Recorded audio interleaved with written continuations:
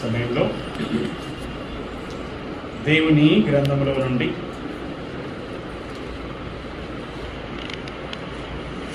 అపోస్తలుడైన పౌలు కొలస్సీయులకు రాసినటువంటి పత్రిక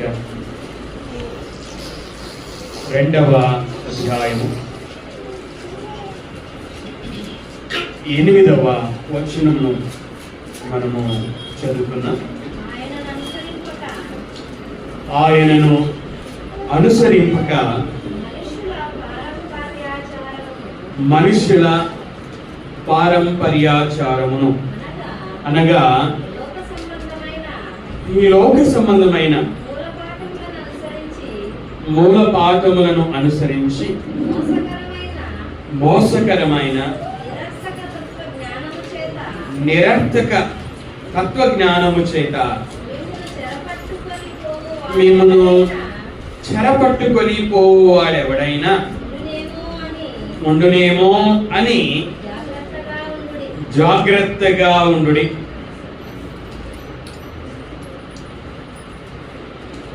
అపోస్తలుడైనటువంటి పౌలు గారు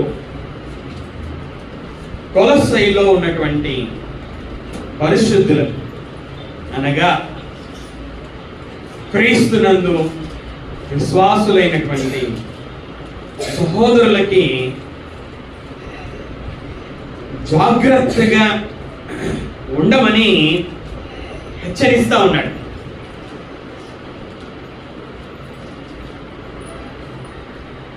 దొంగలు ఉన్నారు, జాగ్రత్త అని బస్ స్టాండ్లలో మనం చూస్తూ ఉంటాం. రైల్వే స్టేషన్లలో మనం చూస్తూ ఉంటాం నోటీసులను. ఇంటి గేట్ మీద కుక్కలు ఉన్నాయి, జాగ్రత్త అని కూడా మనం చూస్తూ ఉంటాం. పౌలు గారు ఫిలిప్పీలకి రాస్తూ కుక్కల విషయమై జాగ్రత్తగా ఉండుడి, దుష్టులైన పనివారి విషయమై జాగ్రత్తగా ఉండుడి, ఈ ఛేదన నాచరించు వారి విషయమై జాగ్రత్తగా ఉండుడి అని వ్రాయడాన్ని మనము చూడగలం. అపోస్తలుడైనటువంటి పౌలు గారు జాగ్రత్తగా ఉండమని హెచ్చరించాడు.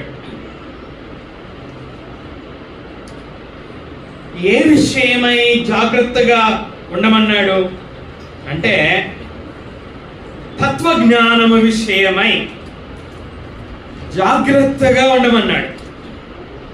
ఇంగ్లీష్లో ఫిలాసఫీ అంటారు,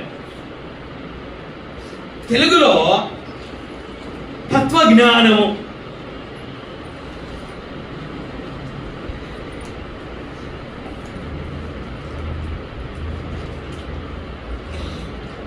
తత్వజ్ఞానము చేత మిమ్ములను అనగా కొలస్సీలో ఉన్నటువంటి మిమ్ములని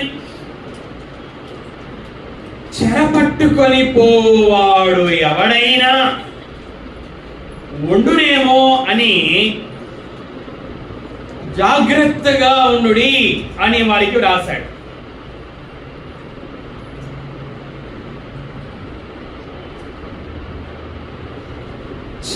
తత్వజ్ఞానము చేత చెరపట్టుకొని పోవాడెవడైనా ఉండునేమో.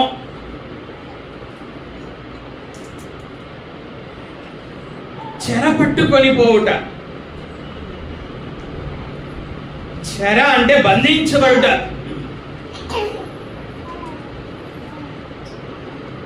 యేసుక్రీస్తు వారు చెర అనే దాన్ని మనం అనే విషయం మనకు అర్థం కావడానికి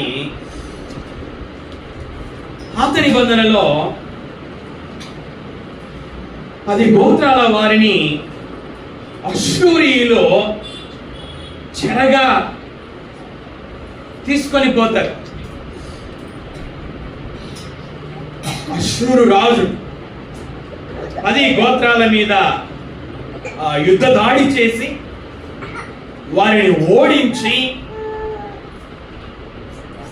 వారి దేశంలో నుండి తన దేశమైనటువంటి అష్షూరు దేశానికి చెరపట్టుకొని పోతాడు, బందీలుగా తీసుకొని పోతాడు,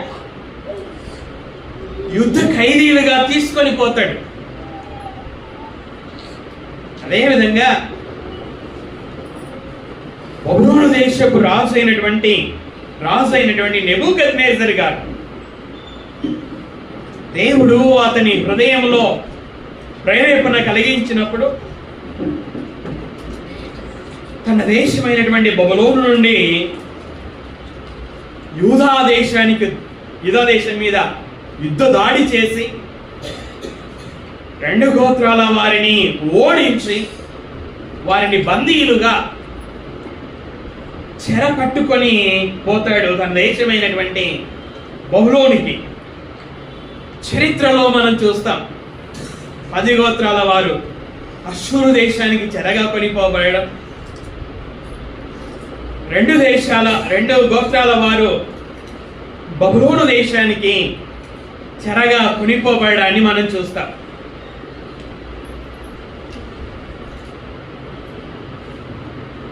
యేసుక్రీస్తు వారి గురించి ఒక మాట రాయబడి ఉంది.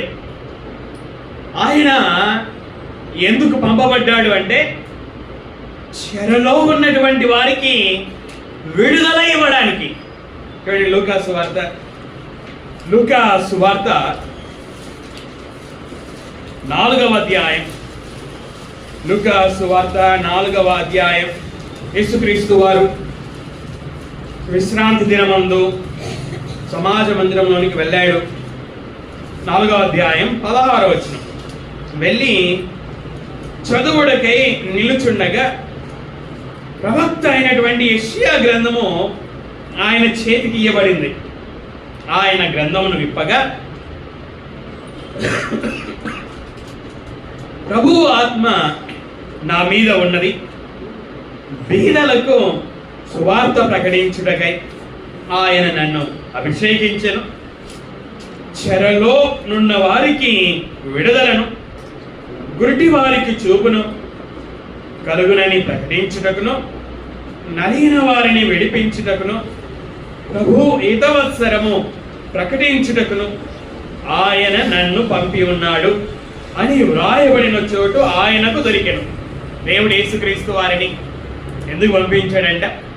చెరలో ఉన్నటువంటి వారికి విడుదల ఇవ్వడానికి. చెర అనగా ఇక్కడ పాపమనే చెరలో ఉన్నటువంటి వారికి విడుదల ఇవ్వడానికి యేసుక్రీస్తు వారు పంపబడ్డాడు. పౌలు గారు కొలస్సైలకు రాస్తూ ఏమని రాశాడు?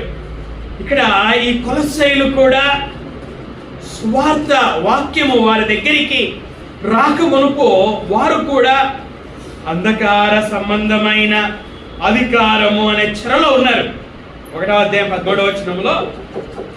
అధ్యాయం 13వ వచనంలో ఆయన అనగా దేవుడు మనలని అంధకార సంబంధమైన అధికారములో నుండి విడుదల చేసి వీరు అంధకార సంబంధమైన చెరలో ఉన్నటువంటి వారు, పాపమనే చెరలో ఉండినటువంటి వారు. 21వ వచనాన్ని మనం చదువుకుంటే, గత కాలమందు దేవునికి దూరస్తులను మీ దుష్క్రియల వలన మీ మనస్సులో విరోధ భావము గలవారునై ఉండిన మిమ్మును కూడా. ఈ విధంగా వీరు పాపమనే చెరలో జీవించుచు ఉన్నటువంటి వారు. అయితే దేవుడు ఏం చేశాడు? తన కుమారుడైనటువంటి యేసుక్రీస్తు ద్వారా ఆత్మ సంబంధమైనటువంటి చెరలో ఉన్నటువంటి వీరికి విడుదల చేశాడు, వీరిని విడిపించాడు. ఆత్మ సంబంధమైన పాపము అనే చెరలో ఉన్నటువంటి వీరు విడుదల పొందారు. విడుదల పొందినటువంటి వీరికి పౌలు గారు ఏమని రాశారు? తత్వజ్ఞానము చేత మిమ్మును, అంటే పాపం అనే చెరలో నుండి విడుదల పొందినటువంటి మిమ్మును చెరపట్టుకొని పోవాడు ఎవడైనా ఉండునేమో అని జాగ్రత్తగా ఉండుడి. అంటే విశ్వాసులను కూడా చెరపట్టుకొని పోయేవారు ఉన్నారు.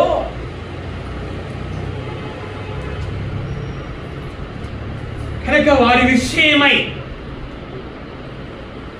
జాగ్రత్తగా ఉండండి అని యేసుక్రీస్తు జాగ్రత్తగా ఉండండి అని అపోస్తలుడైనటువంటి పౌలు గారు కొలస్సీలో ఉన్నటువంటి పరిశుద్ధులకు అనగా విశ్వాసులకి రాశాడు.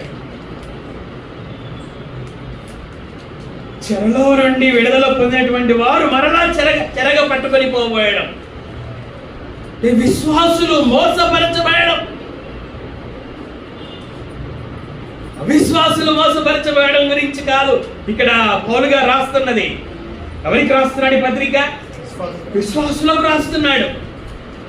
విశ్వాసులకు జాగ్రత్త చెప్తూ ఉన్నాడు. విశ్వాసులు కూడా మోసపరచబడే అవకాశం ఉంది. యేసుక్రీస్తు వారు ఈ భూమి మీద శరీరధారిగా ఉన్నటువంటి దినములలో ఆయనకి యెరూషలేము దేవాలయాన్ని ఆ శిష్యులు చూపించారు. చూడు దేవా ప్రభువా, ఈ కట్టడలు ఎలా ఉన్నాయో చూడు, రాతి మీద రాయి ఎలా కట్టబడిందో చూడు అని ఆ కట్టడములను చూపించారు. మత్తయి సువార్త, అందరూ తీయండి, మత్తయి సువార్త 24వ అధ్యాయము 1వ వచనం. మత్తయి సువార్త 24వ అధ్యాయము 1వ వచనం. యేసు దేవాలయము నుండి బయలుదేరి వెలుచుండగా ఆయన శిష్యులు ఆ దేవాలయపు కట్టడములు ఆయనకు చూపింప వచ్చిరి. యెరూషలేము దేవాలయపు కట్టడాలను ఆయనకు చూపించినప్పుడు ఆయన ఏమంటున్నాడు? అందుకు ఆయన, మీరు ఇవన్నీ చూచుచున్నారు కదా, రాతి మీద రాయి ఒకటి అయినను ఇక్కడ నిలిచి ఉండకుండా పడద్రోయబడునని మీతో నిశ్చయముగా చెప్పుచున్నానని వారితో అనెను. 3వ వచనం. ఆయన ఒలీవ కొండ మీద కూర్చుండి ఉన్నప్పుడు శిష్యులు ఆయన ఎద్దుకు ఏకాంతముగా వచ్చి, ఇవి ఎప్పుడు జరుగును? ఇవేంటి? ఏవి? రాతి మీద రాయి ఒకటేనను ఇక్కడ నిలిచి ఉండకుండా పడద్రోయబడడం ఎప్పుడు జరుగును? నీ రాకడకును ఈ యుగ సమాప్తికి సూచనలేవి మాతో చెప్పమనగా యేసు వారితో ఇట్లా, నేను యేసుక్రీస్తు వారు శిష్యులతో మాట్లాడుతూ ఉన్నాడు. జాగ్రత్తగా విందా, జాగ్రత్తగా ఉండుడి అని పౌలు హెచ్చరించడాన్ని మనం చూస్తా ఉన్నాం. వినే విషయంలో కూడా దేవుని మాటలు ఏం చెప్తున్నాయంటే, మీరేమి వినుచున్నారో జాగ్రత్తగా వినండి అని యేసుక్రీస్తు వారు చెప్పడాన్ని మనం మార్కు సువార్తలో చూస్తాం. వినుటకు వేగిరపడాలి అట, మాట్లాడడానికి నిదానించాలి అట, కోపించడానికి నిదానించాలి అట. ఏది ఏమైనా వినుటకు వేగిరపడాలి అట. ఇక్కడ యేసుక్రీస్తు వారు చెప్తున్నారు, ఆయన నీ రాకడకును ఈ యుగ సమాప్తికి సూచనలేవి మాతో చెప్పమని శిష్యులు అయినప్పుడు ఆయన నోటి నుండి వచ్చినటువంటి మొదటి మాట ఏంటో చూడండి. యేసు వారితో ఇట్లా నేను ఏమన్నాడు, ఎవడును మిమ్మును మోసపరచకుండా చూచుకొనడి. ఆయన నోట్లో నుంచి వచ్చినటువంటి మొదటి జాగ్రత్త, మొదటి హెచ్చరిక ఏమిటి అంటే, ఎవడును మిమ్మును మోసపరచకుండా చూచుకొనడి. ఎవరితో మాట్లాడాడు? శిష్యులతో. అంటే ఎవరు మోసపోయే అవకాశం ఉంది? శిష్యులు కూడా మోసపరచబడే అవకాశం ఉంది. మోసపరచబడే అవకాశం, మోసపరిచే వారు ఉన్నారు, మోసపరచబడే వారు కూడా ఉన్నారు.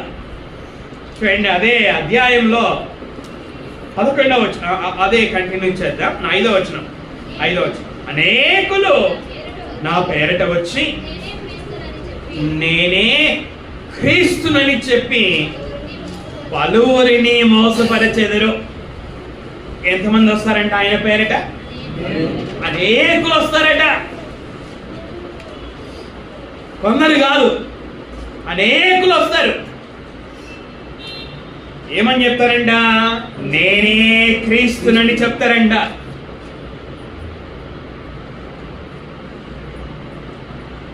నేనే క్రీస్తునని చెప్పి ఎంతమందిని మోసం చేస్తారంట? పలువురిని మోసపరచెదరంట. అంటే పలువురు మోసపరచబడతారు అని యేసుక్రీస్తు వారు ఆయన శరీరధారిగా ఉన్న దినాలలోనే హెచ్చరించడాన్ని మనం చూస్తూ ఉన్నాం. అదే 11వ వచనం చూడండి. అనేకులైన అబద్ధ ప్రవక్తలు వచ్చి, ఇక్కడ కూడా ఎంతమంది అబద్ధ ప్రవక్తలు అంట? అనేకులైన అబద్ధ ప్రవక్తలు వస్తారని చెప్పాడు యేసుక్రీస్తు వారు.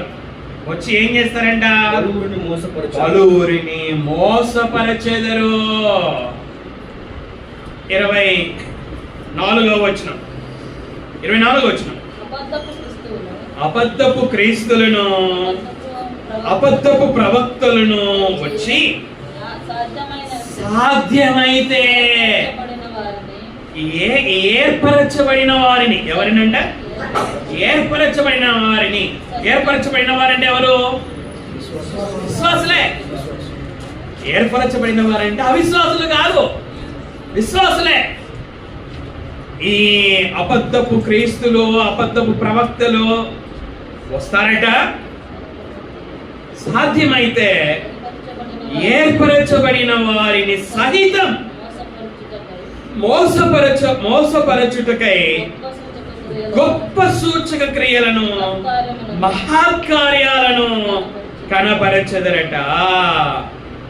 అబద్ధపు క్రీస్తులు, అబద్ధ ప్రవక్తలు కూడా గొప్ప సూచక్రియలు చేస్తారు, మహాకార్యాలు చేస్తారు. ఆ గొప్ప సూచక్రియలు చూసి,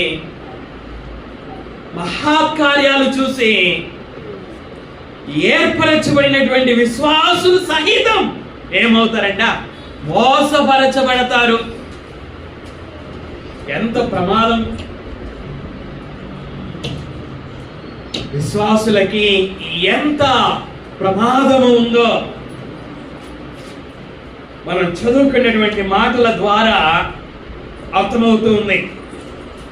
పౌలు గారు కొరింథీయులకు రాస్తూ ఏమని రాశాడో చూద్దాం. చూడండి, కొరింథీయులకు రాసినటువంటి రెండవ పత్రిక 11వ అధ్యాయము 3వ వచనాన్ని మనం చదువుకుందాం. సర్పము తన కుయుక్తి చేత హవ్వను మోసపరచినట్లు. ఇక్కడ హవ్వ గురించి పౌలు గారు రాశారు. ఏమని రాశాడు? హవ్వ ఏమైందంట? మోసపరచబడిందంట. దేవుడు చేసినటువంటి రెండవ వ్యక్తి. మొదటి వ్యక్తిగా ఆదామును చేశాడు, రెండవ వ్యక్తిగా హవ్వను చేశాడు. రెండవ వ్యక్తి అయినటువంటి హవ్వ ఏమైందంట?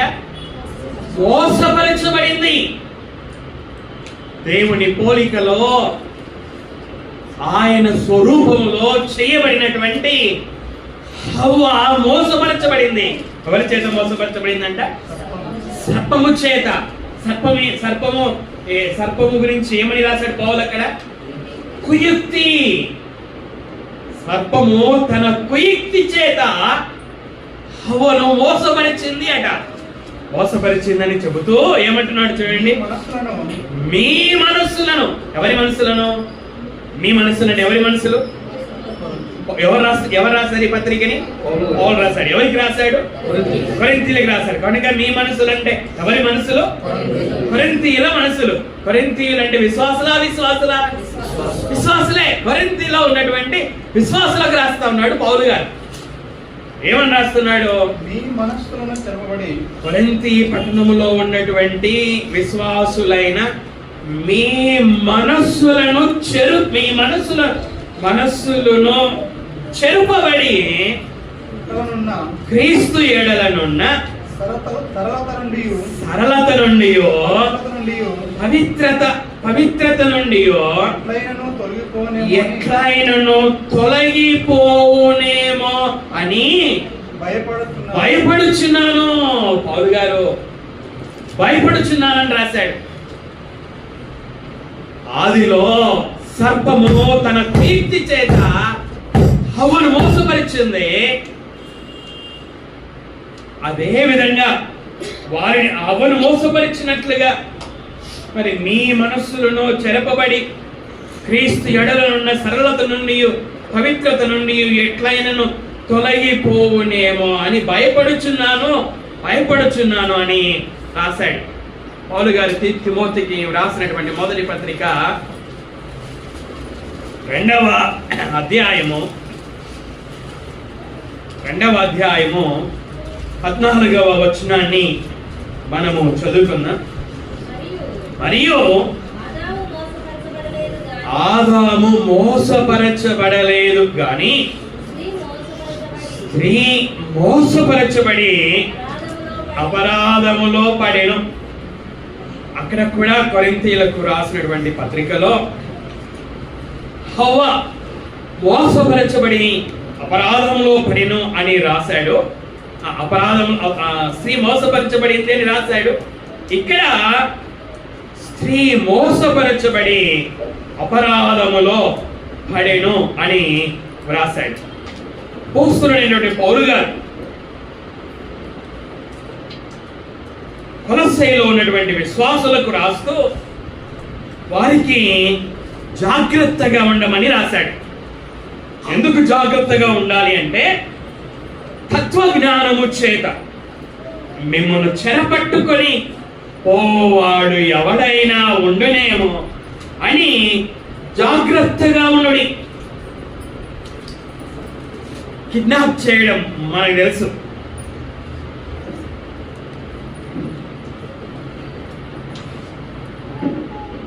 మనుషులని కిడ్నాప్ చేయడం. అయితే ఇక్కడ పౌలు గారు ఆత్మ సంబంధమైన కిడ్నాప్ గురించి రాస్తున్నాడు.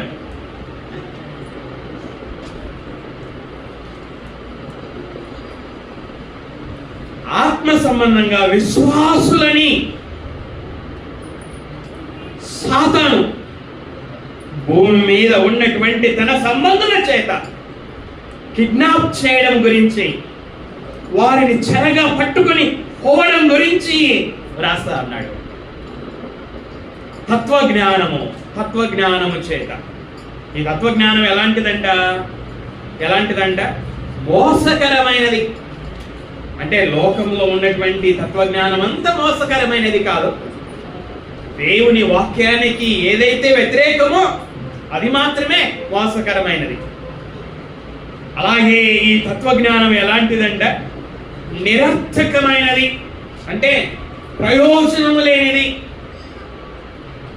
ఫలము లేనిది. నేను మరలా చెప్తా ఉన్నాను, ఎందుకంటే చాలామంది గ్రీకు దేశంలో చాలామంది తత్వజ్ఞానులు ఉన్నారు.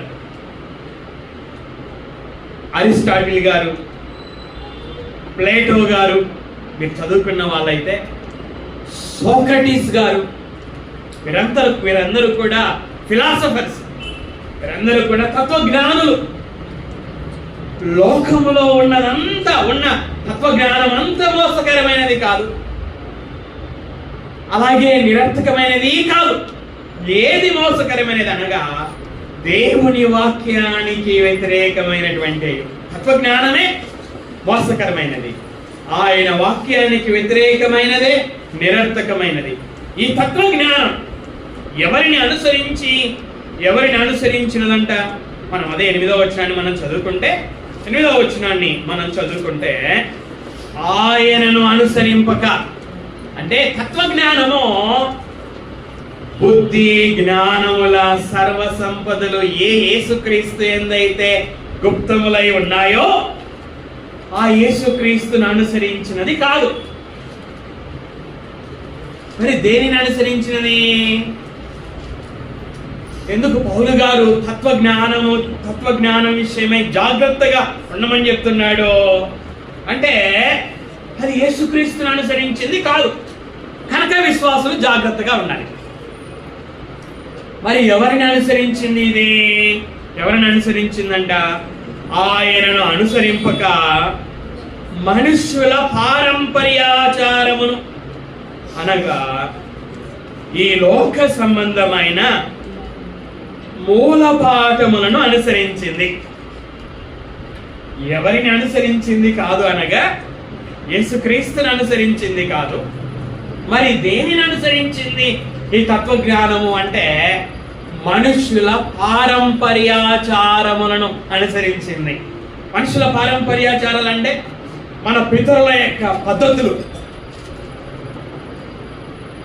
మన పూర్వీకుల యొక్క పద్ధతులు, మనుషుల పారంపర్యాచారాలు. చూడండి, మార్కు సువార్త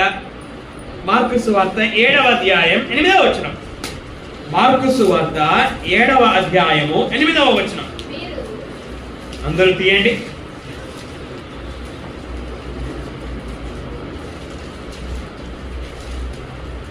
చదవమ్మా. మీరు ఇంతకు ఎవరు మాట్లాడుతున్నారు?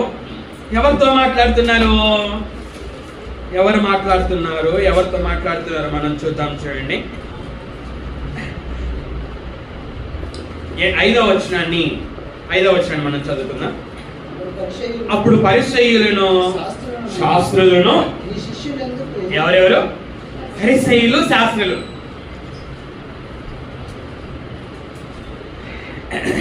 వారు ప్రశ్నిస్తా ఉన్నారు. ఎవరిని ప్రశ్నిస్తున్నారు? యేసుక్రీస్తు వారిని ప్రశ్నిస్తున్నారు. ఎవరి విషయమై ప్రశ్నిస్తున్నారు? శిష్యుల విషయమై ప్రశ్నిస్తా ఉన్నారు. అసలు ఏమని ప్రశ్నిస్తున్నారు? శిష్యులు ఏం చేశారంటే వాళ్ళు చేతులు కడుక్కోకుండా భోజనం చేశారు.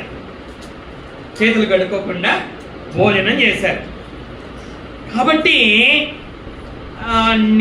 వీళ్ళు ఇప్పుడు ప్రశ్నిస్తున్నారు, నీ శిష్యులెందుకు పెద్దల పారంపర్యాచారము చొప్పున నడుచుకొనక అపవిత్రమైన చేతులతో భోజనము చేయుదురని ఆయనను అడిగిరి. ఇప్పుడు యేసుక్రీస్తు వారు జవాబు చెప్తున్నారు. ఏమని చెప్తున్నాడు? అందుకు ఆయన వారితో ఇలాగు చెప్పాను, ఈ ప్రజలు పెదవులతో నన్ను గణపరచుదురు గాని వారి హృదయము నాకు దూరముగా ఉన్నది. వారు మానవులు కల్పించిన పద్ధతులు దేవోపదేశములని బోధించుచు నన్ను వ్యర్థముగా ఆరాధించుదురు అని వ్రాయబడినట్టు వేషధారులైన మిమ్మును గూర్చి యెషయా ప్రవచించినది సరియే. యేసుక్రీస్తు వారు పరిసయ్యులను శాస్త్రులను ఏమంటున్నాడు? వేషధారులు అంటున్నాడు. అని చెబుతూ ఇప్పుడు ఏమంటున్నట్టు అండి 8వ వచనం, మీరు దేవుని ఆజ్ఞను విడిచిపెట్టి మనుషుల పారంపర్యాచారమును గైకొనుచున్నారు, మరియు ఆయన మీరు మీ పారంపర్యాచారమును గైకొనుటకు దేవుని ఆజ్ఞను బొత్తిగా నిరాకరించుదురు. మనుషుల పారంపర్యాచారం ఒకవైపు, దేవుని ఆజ్ఞ మరొక వైపు.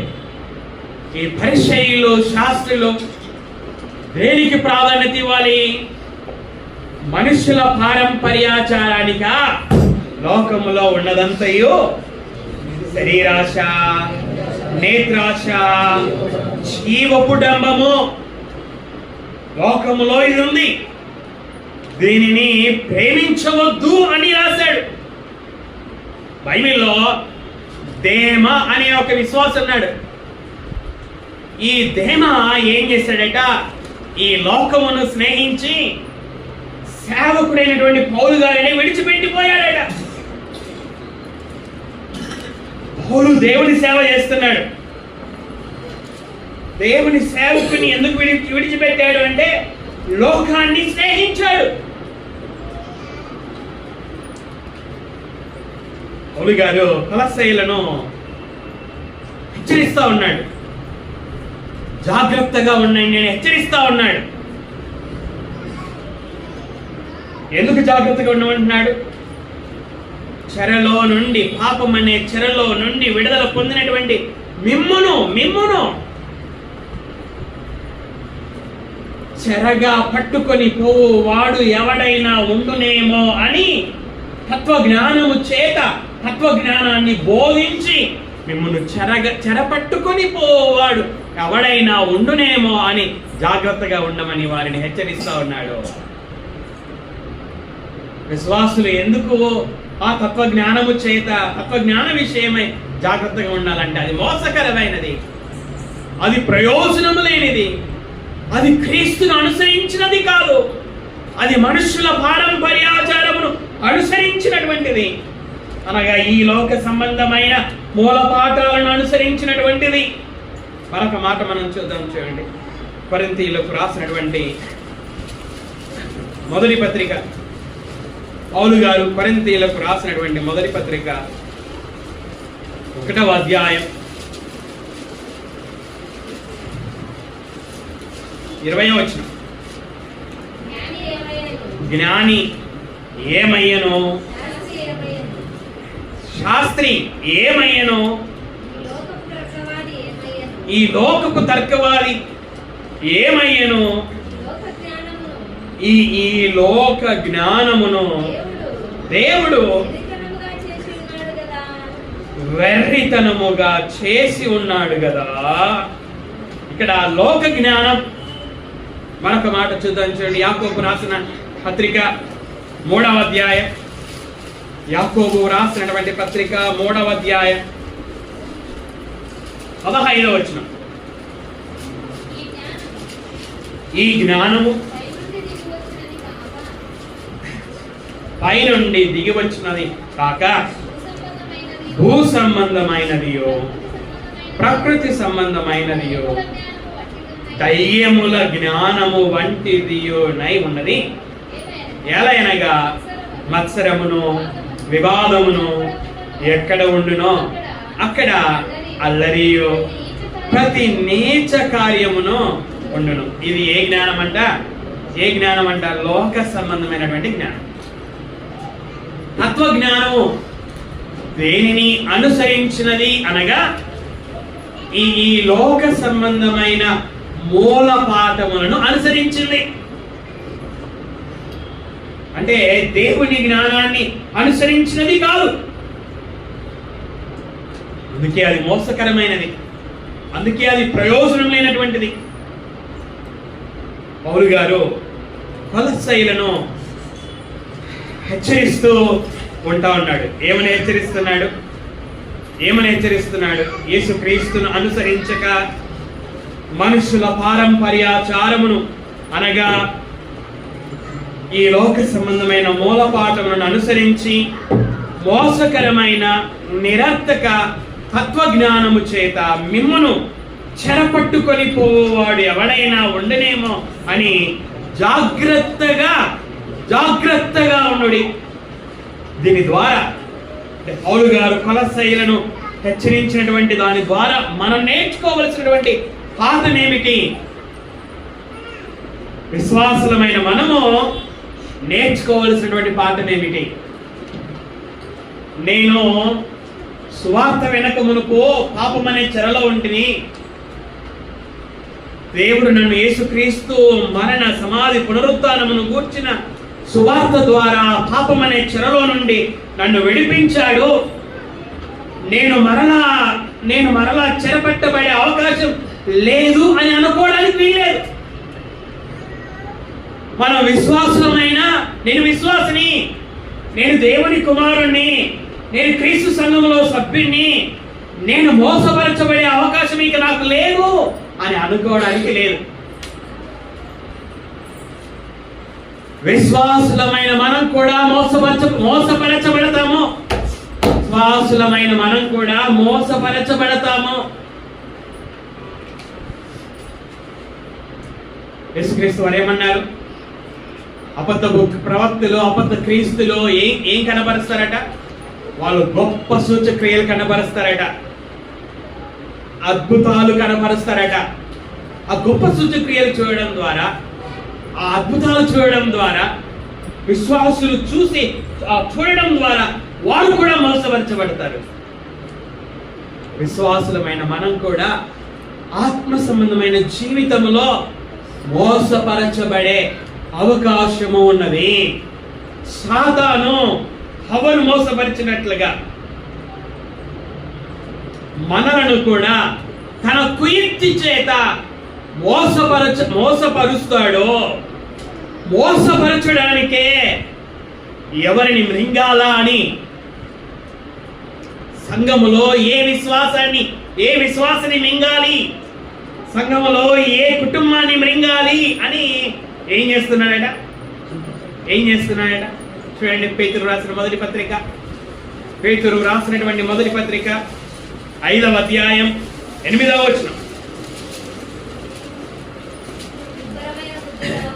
పేతురు రాసినటువంటి మొదటి పత్రిక 5వ అధ్యాయము 8వ వచనం. ఎటువంటి బుద్ధి? నిబ్బరమైన బుద్ధి గలవారై మెలకువగా ఉండుడి. పేతురు రాస్తా ఉన్నాడు. ఎవరికి రాస్తా ఉన్నాడు? విశ్వాసులకు రాస్తా ఉన్నాడు. ఏమని రాస్తా ఉన్నాడు? నిద్రమత్తుతో ఉండుడి అని రాస్తున్నాడా? సిస్టర్, మెలకువగా ఉండుడి. దొంగలు పడతారు అని తెలిసింది. ఏం చేయాలి? ప్రసాద్, ఏం చేయాలి ప్రసాద్? నిద్రపోవాలా? మెలకువగా ఉండాలా? మెలకువగా ఉండాలి. నిబ్బరమైన బుద్ధి గలవారై మెలకువగా ఉండుడి. ఎందుకు మెలకువ చెప్తున్నాడు పేతురు గారు? సామ్యూయల్ బ్రదర్, మెలకువగా ఉండమని ఎందుకు చెప్తున్నాడు? ఏం ప్రమాదం ఉంది? ఏ దొంగ ఉన్నాడని? మెలకువగా ఉండుడి. మీ విరోధి కమలా సిస్టర్, ఎవరికి విరోధి అంట? మీ విరోధి. మీ అంటే ఎవరు? ఆడ విశ్వాసులు. అంటే విశ్వాసులకు ఎవరున్నారు? విరోధి ఉన్నాడు. అంటే మనకు ఎవరున్నారు? మనకు శత్రువు ఉన్నాడు. మనము దేవునికి శత్రువు ఉన్నాడు.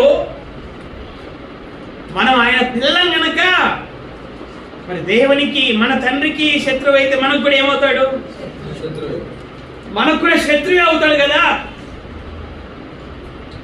కనుక మన విరోధి ఏం చేస్తున్నాడు? మీ విరోధి అయిన అపవాది గర్జించు సింహము వలె. ఎవరితో పోల్చాడు పేతురు గారు? ఎవరితో పోలుస్తున్నాడు? సింహముతో పోలుస్తున్నాడు. ఏ సింహముతో? గర్జించు సింహముతో పోలుస్తా ఉన్నాడు. గర్జించు సింహము వలె ఎవరిని మృంగుదునా? ఎవరిని మోసం చేయాలి? సామ్యుయల్ బ్రదర్ని మోసం చేసేసేయాలి. సామ్యుయల్ బ్రదర్ని ఆత్మ సంబంధంగా కిడ్నాప్ చేసేసేయాలి.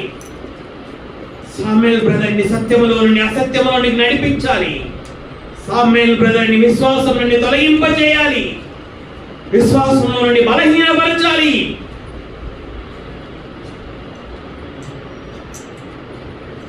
ఎవరిని మృంగుదునా? ఎవరిని మృంగుదునా అని వెదుకుచు తిరుగుచున్నాడు. చెడు అలవాట్లకు బానిసలుగా చేసి, మత్తు పదార్థాలకు బానిసలైనట్లుగా చేసి, అనేకమైనటువంటి శరీర సంబంధమైన కోరికలకు బానిసలైనట్లుగా చేసి, ఏ విధంగా దేవుని నుండి దూరపరచాలి అని, విశ్వాసం నుండి తొలగింప చేయాలి అని ఏం చేస్తున్నాడంట? వెతుకుచున్నాడట. ఆ మాట చూడండి, వెతుకుచున్నాడు. వెతుకుచు ఏం చేస్తున్నాడంట? తిరుగుతూ ఉన్నాడు.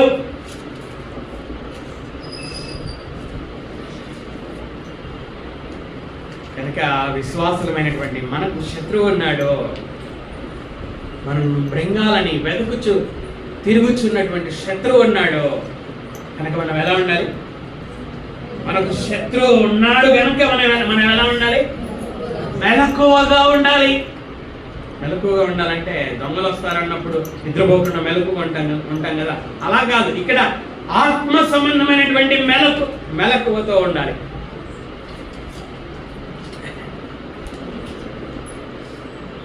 నేను వినిన సువార్త నుండి తొలగిపోకుండా మెలకువగా ఉండాలి. నా విశ్వాసము దేవుని నుండి తొలగిపోకుండా, రక్షకుడైన యేసుక్రీస్తు నుండి తొలగిపోకుండా మెలకువగా ఉండాలి. సత్యమును అనుసరించి నడుచుకొనుచున్నటువంటి నేను సత్యమును విడిచిపెట్టి ఆ సత్యములోనికి వెళ్ళకుండా, ఆత్మ సంబంధమైన కిడ్నాప్కి గురి కాకుండా మెలకువగా ఉండాలి. చూడండి, పౌలు గారు కొరింథీయులకు రాస్తూ, నేను ముగిస్తాను. పౌలు గారు కొరింథీయులకు రాస్తూ మొదటి పత్రిక 10వ అధ్యాయం 12వ వచనంలో ఏం రాశాడో చూడండి. పౌలు గారు కొరింథీయులకి రాసినటువంటి పత్రిక 10వ అధ్యాయం 12వ వచనం, తాను నిలుచుచున్నానని తలంచుకొనువాడు పడకుండానట్లు జాగ్రత్తగా చూచుకొనవలెను. కుమార్ తలంచుకుంటున్నాడు. ఏమని? నేను నిలుచుచున్నాను, నేను ఆత్మీయంగా నిలబడి ఉన్నాను, నేను ఆత్మీయంగా బాగున్నాను అని తలంచుకున్నవాడు ఏం చేయాలంట? పడిపోకుండా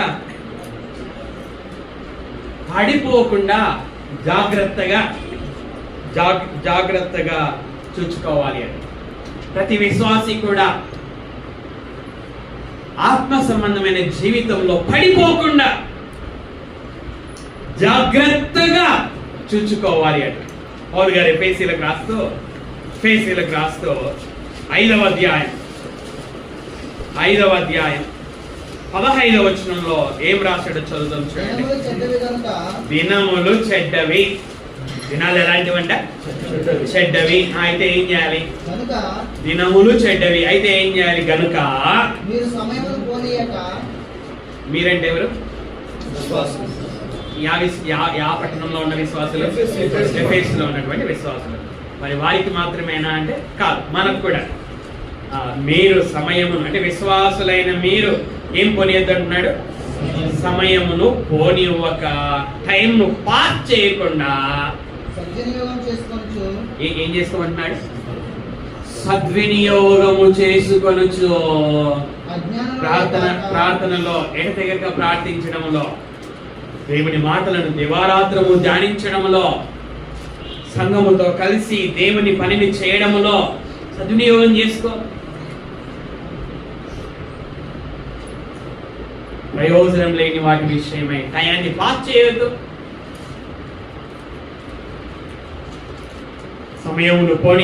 మీరు సమయమును పోనివ్వక సద్వినియోగము చేసుకొనొచ్చు. అజ్ఞానుల వలె కాక జ్ఞానుల వలె నడుచుకొనున్నట్లు జాగ్రత్తగా చూచుకొనుడి. విశ్వాసి, జాగ్రత్తగా చూచుకో. జ్ఞానుల వలె నడుచుకున్నట్లు జాగ్రత్తగా చూచుకో. జాగ్రత్త. చివరిగా ఒకే ఒక మాటను చూసుకొని మనం ముగించుకుందాం. హెబ్రీయులకు రాసినటువంటి పత్రిక 3వ అధ్యాయం 12వ వచనం. అందరూ తీయండి. సహోదరులారా, హెబ్రీయులకి రాసినటువంటి పత్రిక 3వ అధ్యాయము 12వ వచనం. సహోదరులారా, జీవము గల దేవుని విడిచిపోనట్టి దేవుని విడిచిపోవునట్టి విశ్వాసము లేని దుష్ట హృదయం. ఎటువంటి హృదయం అంట? దుష్ట హృదయము మీలో ఎవని అందైనను ఒకవేళ ఉండునేమో అని జాగ్రత్తగా చూచుకొనుడి. విశ్వాసము లేని దుష్ట హృదయం మీలో ఎవని ఎందైనను ఉండునేమో అని, ఒకవేళ ఉండునేమో అని జాగ్రత్తగా చూచుకొనుడి. ఈ ఉదయకాలపు వేళ దేవుడు మనతో మాట్లాడుతున్నటువంటి మాటలు. జాగ్రత్తగా ఉండుడి. ఆత్మ సంబంధమైన జీవితంలో మోసపరచబడకుండా జాగ్రత్తగా ఉండాలి. రెండవది, ఆత్మ సంబంధమైన జీవితంలో పడిపోకుండా జాగ్రత్తగా ఉండాలి. మూడవది, అజ్ఞానుల వలె కాక జ్ఞానుల వలె నడుచుకున్నట్లు జాగ్రత్తగా ఉండాలి. నాలుగవది, విశ్వాసము లేని దుష్ట హృదయం ఒకవేళ మనలో ఎవరి ఏదైనా ఉందేమో అని జాగ్రత్తగా చూసుకోవాలి. జాగ్రత్త అని దేవుడు హెచ్చరించుచూ ఉంటున్నాడు. కనుక మనకు శత్రువు ఉన్నాడు అన్న విషయాన్ని మరచిపోక, శత్రువు మనల్ని సత్యమును అనుసరించి నడుచుచున్నటువంటి మనల్ని సత్యము నుండి బయటికి తీసుకొని వచ్చి అసత్యమును అనుసరించి నడుచుకున్నట్లుగా చేయడానికి వెతుకుచూ తిరుగుచున్నాడని మనం జ్ఞాపకం పెట్టుకొని ఎల్లవేళలా మనం మెలకువగా ఉండవలసినటువంటి వారమై ఉన్నాం. మెలకువతో ప్రార్థన చేయవలసినటువంటి వారమై ఉన్నాం. ప్రార్థనకి సంబంధించి చెప్పబడినటువంటి మాట, ప్రార్థన యందు మెలకువగా ఉండుడి. యేసుక్రీస్తు వారు గెత్సెమనే తోటలో ఉన్నప్పుడు ఆయన ప్రార్థన చేస్తూ ఉన్నప్పుడు శిష్యులు నిద్రపోతా ఉంటే మెలకువగా ఉండి ప్రార్థన చేయమని ఆయన చెప్పడాన్ని మనం ఎరుగుతాం. మనం ఏ విధంగా మెలకువగా ఉండగలము, ఏ విధంగా జాగ్రత్తగా ఉండగలము అంటే ఎడతెగక ప్రార్థన చేయడం ద్వారా, దివారాత్రము దేవుని మాటలను ధ్యానించడం ద్వారా, ఆ మాటలను మన జీవితంలో ఆచరించడం ద్వారా, సంఘముగా కూడుకోవడం ద్వారా, సంఘము ద్వారా దేవుని పనిని చేయడం ద్వారా మనము మెలకువ కలిగి జాగ్రత్తగా ఉండి మోసపరచబడకుండా ఉండగలము. కనుక వాక్యము చేత మన జీవితాన్ని మనము సరి చేసుకున్నాం. ఆ విధంగా జీవించుటకు దేవుడు మనకు సహాయమును చేయనుగా. ప్రార్థన చేసుకున్నాం. మోకరించుటకు వీలున్నటువంటి మనము మోకరిద్దాం. తలలో ఉంచుకున్నాం, కన్ను మూసుకున్నాం. ఒక నిమిషం మన జీవితాన్ని మనం పరీక్షించుకున్నాం.